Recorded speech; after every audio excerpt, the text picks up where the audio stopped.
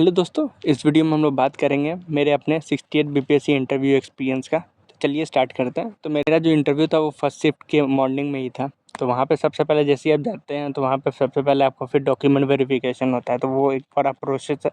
तो वहाँ बैठ के आपका डॉक्यूमेंट वेरिफिकेशन होता है एंड देन आपका टर्न का आपको वेट करना पड़ता है। जब आपका टाइमिंग आता है, जब आपका बारी आएगा तो फिर आपको बुलाया जाता है। तो फिर वहाँ पे जब मुझे बुलाया गया फिर मैं चेयरमैन साहब से मिला। मैंने गुड मॉर्निंग बोला, उन्होंने मुझे बैठने को बोला। फिर हमारी बातचीत शुरू हुई। तो उसमें सबसे पहले इंडिपेंडेंस के बारे में पूछना शुरू कर दिया। तो हिस्ट्री से कुंवर सिंह जी के बारे में बताइए, 1857 में उनका क्या योगदान था। तो हमारी उस पर बात हुई थोड़ी कि कुंवर सिंह जी ने क्या क्या किया, कैसे किया। फिर वहाँ से फिर उन्होंने चंपारण के बारे में पूछा कि गांधी जी का क्या योगदान था। फिर वहाँ पे हमारी बात हुई। फिर जेपी आंदोलन के बारे में पूछा। तो वहाँ पे जेपी आंदोलन के बारे में मुझे ज़्यादा पता नहीं था, तो मैंने उसमें वहाँ पे सॉरी ही बोला। बस फिर बोला कि सर इमरजेंसी के टाइम हुआ था जेपी आंदोलन, पर मुझे उसके बारे में बहुत ज़्यादा जानकारी नहीं है। तो मेरे सर ने बोला ठीक है। फिर दूसरे मेंबर ने मेरे ग्रेजुएशन पे सवाल उल्टा पूछा कि आपने सबसे पहले उन्होंने पूछा कि आपने ग्रेजुएशन कहाँ किया। तो मैंने बताया कि मैंने पटना कॉलेज से ग्रेजुएशन किया है।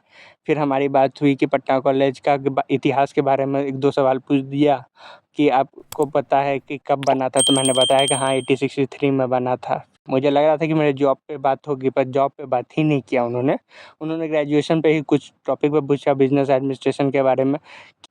तो उन्होंने अकाउंट से रिलेटेड कुछ सवाल पूछे मुझसे, जो मैंने टेक्निकल सवाल थे, जो मैंने जवाब दे दिया था। फिर उसके बाद मैं तीसरे मेंबर ने पूछा कि एंथ्रोपोलॉजी, जो मेरा ऑप्शनल था उस पे, कि आपने एंथ्रोपोलॉजी क्यों चूज़ किया। तो इसका मेरे पास बहुत रटा-रटाया आंसर था।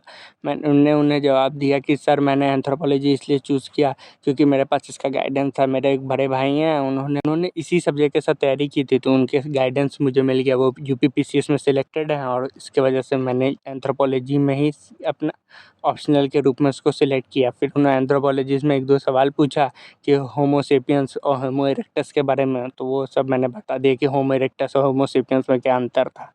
फिर उन्होंने थोड़ा देर बात हुई और हम लगभग 10-12 मिनट का इंटरव्यू था। उसके बाद उन्होंने मुझे जाने को कह दिया। फिर उसके बाद जैसे ही हम लोग निकलने के लिए जा रहे थे, तो उन्होंने एक दो सवाल पूछा कि आप पटना में कहाँ रहते हैं, आपके फादर क्या करते हैं, एक दो सवाल जो चेयरमैन साहब पूछते हैं। और उसके बाद एक दो सवाल के बाद उन्होंने गुड बाय बोल दिया कि ठीक है जाइए, आप जा सकते हैं। फिर वहाँ से मैं बाहर निकला, फिर अपने सारे कागज़ वागज़ समेटे, वहाँ से फिर मैं वापस आ गया।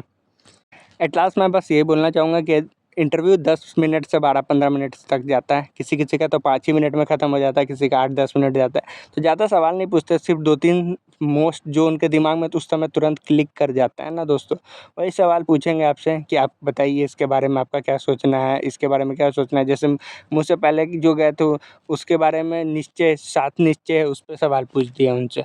उनका ना ग्रेजुएशन पे कोई सवाल ही नहीं पूछा, उन पे 7 निश्चय पे ही बात हो गई और बस उसी पे 7 निश्चय पे बात करके उनको भेज दिया और कोई टॉपिक पे उतना बात नहीं हुआ। फिर मेरे बाद जो आदमी थे उनके बारे में वो पूछ रहे, तो वो इंजीनियर थे, तो उस पे डेफ़िनेटली हो सकता है इंजीनियरिंग पे सवाल वो पूछे। तो ग्रेजुएशन तो डेफ़िनेटली अपना तैयार करके देना है दोस्तों। आप चाहे कुछ भी हो, आप कोई भी इंटरव्यू फेस करने जा रहे हैं तो ग्रेजुएशन पे कुछ सब्जेक्ट का नॉलेज तो आपके पास बेसिक होना ही चाहिए। यदि आपका बहुत ज़्यादा गैप हो गया तो गैप पे अपने गैप को कैसे जस्टिफ़ाई कीजिएगा कि आप वो बीच में क्या कर रहे थे। तो आप इसके बारे में अपना प्लान कर लीजिए कि आपको जो गैप है उसके बारे में क्या आपको बोलना है। अपने ऑप्शनल को भी अच्छे से तैयार रखिए, क्योंकि ऑप्शनल से वो 2-4 सवाल ज़रूर पूछ देते हैं। यदि उनको ऑप्शनल का थोड़ा-सा भी आइडिया होता है, तो 1-2 सवाल वो डाल ही देंगे कि इसके बारे में बताओ, इसके बारे में बताओ। तो थोड़ा ऑप्शनल तैयार कर लीजिए। बाकी आपके पास बिहार का थोड़ा जनरल नॉलेज तो आपको देख ही के जाना है, यदि आप बिहार के बारे में देख रहे हैं। यदि आप जहाँ के हैं तो वहाँ के बारे में, जिला के बारे में। यदि आपका जिला किसी भी चीज़ से फ़ेमस है तो उसके बारे में थोड़ा तैयार कर लीजिए।